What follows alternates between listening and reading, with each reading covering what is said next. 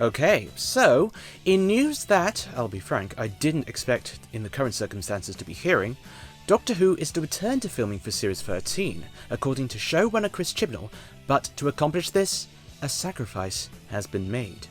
Naturally, we're still in the middle of the Pan-D, so the TV and film industry are taking a little bit longer to be able to film things within all the guidelines that people, such as the crew and the cast, have to follow now. And I'm very sure that Doctor Who is going to be a show that would be quite difficult to film in these circumstances, but we'll see how it goes. As such, Chibnall says in an article with The Mirror, given the complexity of making Doctor Who, and the new and rigorous working protocols, it's going to take us a little longer to film each episode, meaning we expect to end up with 8 episodes rather than the usual 11, and also that he's thrilled to be able to make the show at all, which is totally understandable.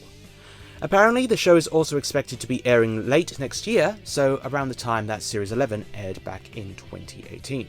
So to break that down, I would estimate that the series would probably be a length of 7 episodes, followed by the festive special for that year, which does feel like a heck of a lot of a massive calm down from the usual 10 episodes plus special that we've had in previous years. But it is important to bear in mind that we live in particularly unusual circumstances that Doctor Who hasn't had to deal with before, well, pretty much ever. With the Pan-D going around, I totally understand why they're doing this. They're embarking on a 10-month-long shoot that is no doubt going to be extremely complicated in terms of many different elements when it comes to creating the show, and it could be shut down at any given time should anyone get infected.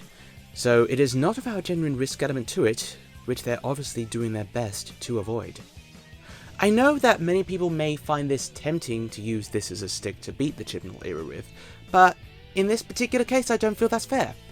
In some ways, this may not actually be all that bad, when you look at the whole, quality over quantity. What we could end up with when all is said and done is a more focused series with a more focused arc within it. Look at Series 12 for example. There are a grand total of 6 episodes that were arc related. The episodes in between that were no doubt filler episodes. And that's not to say that filler is a bad thing by any stretch. Some of the best episodes have been filler, but also some of the worst have been filler as well. This is a chance for Doctor Who to be as close to serialised and tightly scripted as it's ever really going to get in the 21st century. And I'm glad that the team are trying their best to meet the challenge, as difficult as that may be.